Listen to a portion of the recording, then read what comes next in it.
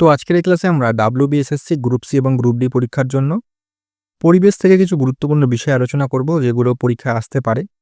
দেখো, পরীক্ষার হাতে কিন্তু খুব একটা বেশি সময় নেই, তাই আমি যেগুলো থেকে গুরুত্বপূর্ণ যেখান থেকে প্রশ্ন আসতে পারে সেই সমস্ত জিনিস কিন্তু এই শেষ মুহূর্তে করিয়ে দিচ্ছি এবং কিছু তোমাদের গুরুত্বপূর্ণ যে চ্যাপ্টারগুলো গুরুত্বপূর্ণ সেগুলো কিন্তু করিয়ে দিচ্ছি এবং দেবো। আর তার সাথে কিন্তু সাবজেক্ট ওয়াইজ আমি 200, 300, 400 প্রশ্ন করে একদম কুইক রিভিশন করিয়ে দিচ্ছি ওয়ান লাইনার প্রশ্নের মাধ্যমে। তো সেই ক্লাসগুলো দেখে আসো, তার লিঙ্ক ডেসক্রিপশনে রয়েছে। আজকের আমাদের ক্লাস মূলত পরিবেশ থেকে কিছু গুরুত্বপূর্ণ টপিক আছে যেগুলো থেকে কিন্তু বারবার প্রশ্ন আসে, বিগত বছরে এসছে এবং এই পরীক্ষায় আসতে পারে। দেখো, পরিবেশ থেকে অনেকে বলছিল যে একদম ডিটেলস ক্লাস দিতে। তো ডিটেল ক্লাস কিন্তু এই সময় যদি আমি ডিটেলস ক্লাস দিই তাহলে কিন্তু পুরো শেষ করতে পারবে না। আর এই শেষ মুহূর্তে তোমাদের আমি বলব এক্সট্রা যেগুলো তোমাদের যা যেই ধরো ভূগোল, ইতিহাস, পলিটি বা বাকি যে নতুন সিলেবাসে যে চ্যাপ্টারগুলো দিয়েছে সেগুলো ভালো পড়া রয়েছে এখান থেকে কিছু এই শেষ মুহূর্তে সেগুলো কিন্তু বারবার করে রিভিশন করো। যেগুলো পড়া আছে তোমাদের সেখান থেকে যদি প্রশ্ন দেয় এবং পরীক্ষায় ভুল করো তাহলে কিন্তু তোমাদের অনেকটাই খারাপ লাগবে। সেক্ষেত্রে যেগুলো পড়া রয়েছে সেগুলো বারবার করে রিভিশন করো।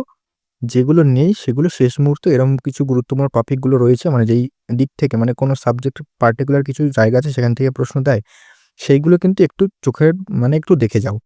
ঠিক আছে? কারণ এই শেষ মুহূর্তে সেগুলো না তোমরা শেষ করতে পারবে। আর যেগুলো শেষ করতে গেলে তোমরা কিন্তু যেগুলো তোমাদের ভালো পড়া রয়েছে সেগুলো ভুলে যাবে। তাই বলব শেষ মুহূর্তে রিভিশন দাও, মক টেস্ট দাও, বেশি, বেশি করে মক টেস্ট লাগাও এবং যেগুলো তোমাদের পড়া সেগুলো বারবার করে রিভাইজ করো। এটাই কিন্তু শেষ মুহূর্তের একদম টিপস। তো এগুলো কিন্তু ফলো করলে পরীক্ষায় ভালো ফল করতে পারবে। কারণ পরীক্ষায় জ্বালা জিনিস ভুল করে আসলে কিন্তু অনেকটাই সমস্যা। পরিষ্কার? আর এখান থেকে কিন্তু প্রশ্ন দেয় পরীক্ষায়, তাই আমি নিয়ে এসেছি। তো বেশি কথা বাড়াচ্ছি না। সোজাসুজি কিন্তু আলোচনায় চলে আসছি যেহেতু হাতে কম সময়। আর এই পিডিএফটা তোমরা আমাদের টেলিগ্রামে পেয়ে যাবে। সেখানে আমি দিয়ে দেবো। ক্লাসটা শেষ হওয়ার মধ্যেই পরে দিয়ে দেবো। তো শুরু করছি, দেখো আজকের ক্লাস। আমি তাড়াতাড়ি শেষ করে দেবো। আমি বেশি টাইম নেব না। দেখো, প্রথমে চলে আসি কিছু আন্দোলন পরিবেশ সম্পর্কে। দেখো, প্রথমে হচ্ছে তোমাদের চিপকো আন্দোলন। এটা 1973 সালে হয়। সুন্দরলাল বহুগুণা, চণ্ডীপ্রসাদ ভাট উত্তরাখণ্ড হয়। এটা হচ্ছে তার নেতৃত্ব দেন। এটার মূল লক্ষ্য হচ্ছে গাছ কাটা বন্ধ করা।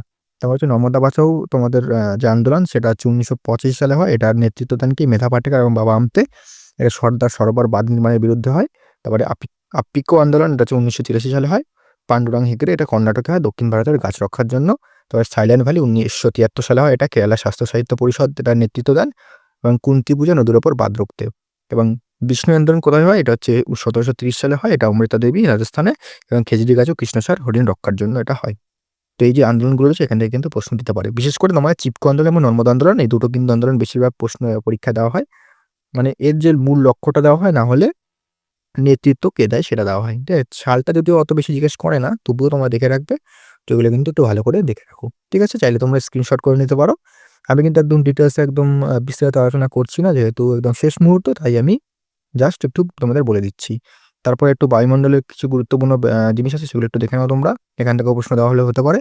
দেখো, বায়ুমণ্ডলের গ্রিন হাউস গ্যাস, দেখো ট্রোপোস্ফিয়ার হচ্ছে মেঘ ঝড় বৃষ্টির জন্য এখানে হয়, এটাকে ক্ষুদ্রমণ্ডল বলা হয়। স্ট্র্যাটোস্ফিয়ার হচ্ছে শান্তমণ্ডল এবং এখানে কিন্তু জেট বিমান চলাচল করে। আর ওজোন স্তর কিন্তু এখানে থাকে। আর ওজোন যদি বলে ওজোন ডে কবে, তাহলে কিন্তু হবে 16 সেপ্টেম্বর ওজোন ডে। আর ওজোন লেয়ারের যে মাপার স্কেলটাকে হচ্ছে ডবসন স্কেল। ঠিক আছে? এটা মনে রাখবে। এবার আমরা কিছু গ্রিন হাউস গ্যাসের নাম দেখে নিই, এখান থেকে প্রশ্ন দিতে পারে যে কোনগুলো গ্রিন হাউস গ্যাস। একটা ধরো গ্রিন হাউস গ্যাস দিল না, অন্যটা দিয়ে দিল। তো বলতে হবে যে এটার মধ্যে কোনটি গ্রিন হাউস গ্যাস নয়, এরকমভাবে প্রশ্ন দিতে পারে। তো গ্রিন হাউস গ্যাসের মধ্যে রয়েছে কার্বন ডাই অক্সাইড, মিথেন রয়েছে CH4, নাইট্রাস অক্সাইড রয়েছে N2O, জলীয় বাষ্প রয়েছে এবং এক সেকেন্ড, এটা একটু মুছে দিই। আর এটা কি হচ্ছে? ঠিক আছে।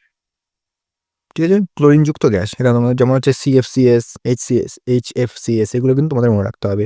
তারপরে ওজোন স্তর ধ্বংসের জন্য যদি বলে প্রধান কোন গ্যাসটি দায়ী, তাহলে কিন্তু হবে সেটা হচ্ছে CFC, অর্থাৎ ক্লোরোফ্লোরো কার্বন। এটা মনে রাখবে এবং এটা স্ট্র্যাটোস্ফিয়ারে থাকে, সেটা তোমাদের প্রথমেই বলে দিলাম।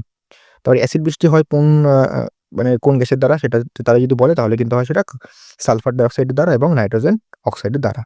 তো এগুলো কিন্তু অবশ্যই মাথায় রাখবে, এখান থেকে কিন্তু প্রশ্ন হয়। তারপর আমরা একটু বায়ু দূষণ ও বাস্তুতন্ত্র দূষণ সম্পর্কে একটু কিছু রোগ আছে, সেই রোগগুলো দেখে নিই। খাদ্য শৃঙ্খল যদি বলে তাহলে যে খাদ্য শৃঙ্খল হচ্ছে, যেমন ধরো প্রথম উৎপাদক থাকে, তারপরে প্রথম খাদক, গৌণ খাদক, এই যে একটা সার্কেল, সেটা হচ্ছে খাদ্য শৃঙ্খল।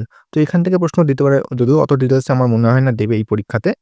এগুলো মনে রাখবে, যেমন উৎপাদক হচ্ছে ঘাস, গাছপালা, যে উদ্ভিদ, যেগুলো উদ্ভিদ। তারপরে প্রাথমিক খাদক ফড়িং, তার ফড়িং আর ব্যাঙ খায়, ব্যাঙ হচ্ছে গৌণ খাদক। তারপরে ব্যাঙ সাপ খায়। এই যে এইগুলো মনে রাখবে। ঠিক আছে? এই ধরনের জিনিসগুলো মনে রাখবে তোমরা। তারপর হচ্ছে এই যে লিনম্যানের 10% নিয়ম। এটা কি হচ্ছে প্রতিটি টপিক লেভেলে মাত্র 10% শক্তি স্থানান্তরিত হয়। ধরো এখানে পিরামিড একটা, ধরো এখানে একটা, এখানে উদ্ভিদ খাদ্য উৎপাদন করছে এবং উদ্ভিদের খাদ্য যে উৎপাদন করছে সেখানে এনার্জি 100% থাকে এনার্জি, এবং যখন এই যে এই খাদ্যটা যখন এই পরের স্তরে যে প্রাণীরা খাবে, এই যে এনার্জিটা এটুকু মাত্র 10% কিন্তু এখানে ট্রান্সফার হবে। তারপর এই যে 10% এর আবার 10% উপরে ট্রান্সফার হবে। তো এখানে কিন্তু মাত্র 10% কিন্তু ট্রান্সফার হয়, এটাই কিন্তু বলছে। ঠিক আছে? তো এটা তোমাদের শুধু জাস্ট বুঝিয়ে দিলাম। তারপরে দেখো দূষণজনিত কিছু রোগ দিতে পারে, যেমন হচ্ছে মিনামাটা কিসের জন্য হয়? মিনামাটা হচ্ছে পায়রাদের জন্য হয়। ইটাই হয় তোমাদের ক্যাডমিয়ামের জন্য। তারপরে তোমাদের ব্ল্যাক ফুট হয় তো আর্সেনিক দূষণের জন্য। তারপরে ডিসলেক্সিয়া হয় তোমাদের হচ্ছে সিসার জন্য, এবং ফ্লোরোসিস হয় ফ্লুরাইড দূষণের জন্য। ওগুলো কিন্তু একটু মাথায় রাখবে। তারপরে গুরুত্বপূর্ণ প্রোটোকল যেগুলো পরীক্ষায় দেয় সেগুলো কি আছে? এটা হচ্ছে মন্ট্রিয়াল প্রোটোকল, যেটা 1927 সালে হয়। এটা কিসের জন্য হয়? এটা হচ্ছে ওজোন স্তর রক্ষার জন্য করা হয়। তারপরে কিয়োটো প্রোটোকল হয় গ্রিনহাউস গ্যাস কমানোর জন্য, আর 1997 সালে কিয়োটো প্রোটোকল গ্রিনহাউস কমানোর জন্য। স্টকহোম কনফারেন্স কবে হয়? 1972 সালে। এটা পরিবেশের উপর প্রথম বিশ্ব সম্মেলন হয় এটা স্টকহোম। এবং রামসার কনফারেন্স কত হয়? 1971 সালে। এটা জলাভূমি ওয়েটল্যান্ড সংরক্ষণের জন্য। ঠিক আছে? তারপরে আমরা গুরুত্বপূর্ণ কিছু দিবস দেখে নিই। এই দিবসগুলো কিন্তু পরীক্ষায় দেয় পরিবেশ সংক্রান্ত। এটা হচ্ছে বিশ্ব পরিবেশ দিবস 5ই জুন, বিশ্ব অরণ্য দিবস 21শে মার্চ, বিশ্ব জল দিবস 22শে মার্চ, বসুন্ধরা দিবস মানে আর্থ ডে 22শে এপ্রিল, বিশ্ব ওজোন দিবস 16ই সেপ্টেম্বর, যেটা তোমাদের প্রথমেই বললাম।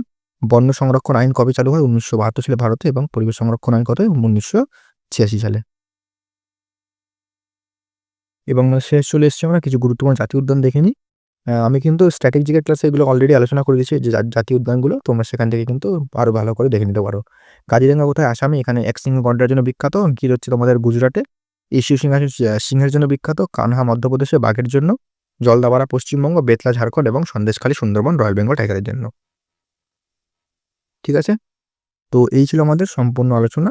তোমরা আমাদের চাইলে এই শেষ মুহূর্তে আমি আর কি বলবো, তোমরা চাইলে এগুলো নিতে পারো। লিয়েটনি তাও যতদিন সময় আছে তোমরা এখান থেকে চাইলে এগুলো নিয়ে প্র্যাকটিস রিভিশন করতে পারো। এখন একদম ডিসকাউন্টেড প্রাইস অনলি 99 এ তোমরা কিন্তু এই 4টে কোর্স সাবজেক্ট পেয়ে যাবে। বাকিগুলো তো আমি এমনি ফ্রিতে করিয়ে দিয়েছি। বাকি 99 মাত্র এই 4টের 99 রুপিস তোমরা কিন্তু পে করলে এই নাম্বারে আমাকে হোয়াটসঅ্যাপ করো। এগুলো লাস্ট মিনিটে নিয়ে তোমরা রিভিশন করতে পারো। ঠিক আছে? তো এই ছিল আজকের ক্লাস। আমি একদম কুইক রিভিশন করে দিলাম, মানে কুইক কিছু টপিক আলোচনা করে দিলাম যেগুলো পরীক্ষায় দিতে পারে। তো দেখা হচ্ছে পরবর্তী ক্লাসে। আর তোমরা আমাদের এই যে পিডিএফটা কিন্তু তোমাদের টেলিগ্রামের লিঙ্কে গেলে পেয়ে যাবে। ওকে? তো দেখা হচ্ছে পরবর্তী ক্লাসে।